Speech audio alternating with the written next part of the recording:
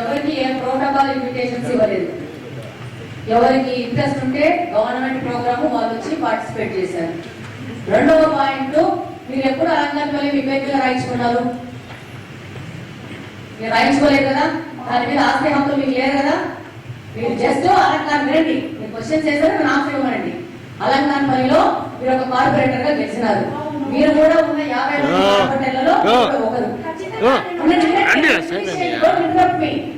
Finish చేసినాక మీరు మాట్లాడండి. సో మిగతా 47 మంది కార్పొరేటర్స్ కడప నియోజకవర్గంలో వచ్చిన కార్పొరేటర్స్ ఎవరికైనా ఫోన్లు వచ్చినాయా? ఎందుకు చేయలేదు, ఎందుకు చేస్తారని నా క్వశ్చన్. ఒక నిమిషం ఆగండి, మీకు చాలా కావాల్సిన సమాధానం నేను ఇయ్యను. నేను ఏమి ఇవ్వాలనుకుంటున్నా అదే ఇస్తాను. అది వినే వరకు ఓపిక అనేది ఉండాలి మీకు. అర్థమైందా?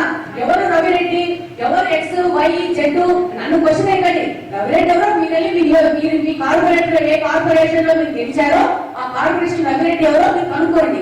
అర్థమైందా? రెండో పాయింట్ వినండి. నేను I repeatedly asking you to listen. అర్థమైందా? ఏ ఒక్క 47 మంది కార్పొరేటర్స్ కి ఇన్విటేషన్ లేదు. అందులో మీరు కూడా ఒకరు మాత్రమే. ఫస్ట్ థింగ్ అర్థమైందా? గవర్నమెంట్ ప్రోగ్రామ్ ప్రకారము ఎమ్మెల్యేలకు ఆదేశం వచ్చింది. ఎమ్మెల్యేలు వెళ్ళి ఇన్వాల్వ్ అయిపోయి 3 కార్పొరేషన్స్ డిసైడ్ చేసుకోవడం జరిగింది. దాంట్లో వాళ్ళకి కోఆర్డినేషన్ ప్రకారము మాకు సంబంధించి పార్టీలో ఎలక్షన్ లో మాకు గవర్నమెంట్ చేసిన వాళ్ళకి ఒక పేరు మేము ఇచ్చినాం. దాని ప్రకారం వాళ్ళతో ఇంటరాక్ట్ అయిపోయి దాన్ని అరేంజ్మెంట్ చేశారు. అంతే, దానికి ఆన్సర్ అంతే. వాళ్ళెవరు వీళ్ళెవరు, నా కార్పొరేషన్, మనమేం కార్పొరేషన్ సొంతంగా రాయించుకోలేదు, నేను నియోజకవర్గాన్ని సొంతంగా రాయించుకోలేదు. మీరు కార్పొరేషన్ కార్పొరేటర్, మీకు ఇంట్రెస్ట్ ఉంటే గవర్నమెంట్ ప్రొసీజర్ లో మీరు పాల్గొవాలనుకుంటే ఇంట్రెస్ట్ వచ్చి పాల్గొంటే నా ఇంట్లో పెళ్లి కాదు, మీ ఇంట్లో పెళ్లి కాదు మీకు ఇన్విటేషన్ ఇవ్వడానికి. మీరు ఈ విధంగా క్వశ్చన్స్ పబ్లిక్ మీటింగ్ లో ఇవ్వండి. కావాలంటే నాతో పక్షుల గురించి మాట్లాడని మీకు సమాధానం ఇస్తారు. ఓకేనా? ఇప్పుడు ప్రతి ఒక్క విషయంలో చిన్న పోలియో డ్రాప్స్ వేసినా కూడా మేము వెళ్ళేసి వేయడం జరుగుతుంది. ఒక కార్పొరేటర్ గా మా డివిజన్ లో ఏ కార్యక్రమం అయినా కూడా అదేలాగే పెన్షన్స్ కూడా మరి మాకు చెప్పలేదు కదా.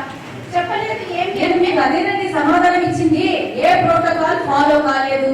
రెస్ట్ ఆఫ్ ద 47 తో పాటు మీరు కూడా లాస్ట్ 7 మాత్రమే. అర్థమైందా? సో కాబట్టి మీకు ఏ విధమైన ప్రభుత్వ కార్యక్రమాల్లో పాల్గొనాలనుకుంటే మీరు వాలంటరీ వచ్చి పాల్గొనండి. దానికి మీకు కిరీటం పెట్టేసి డబ్బాలు వాయించుకొని మిమ్మల్ని తీసుకొచ్చేది ఏమి ఉండదు. మీకు ఇంట్రెస్ట్ ఉంటే ప్రజల మీద మీరు వచ్చి పార్టిసిపేట్ చేస్తారు. అంతే.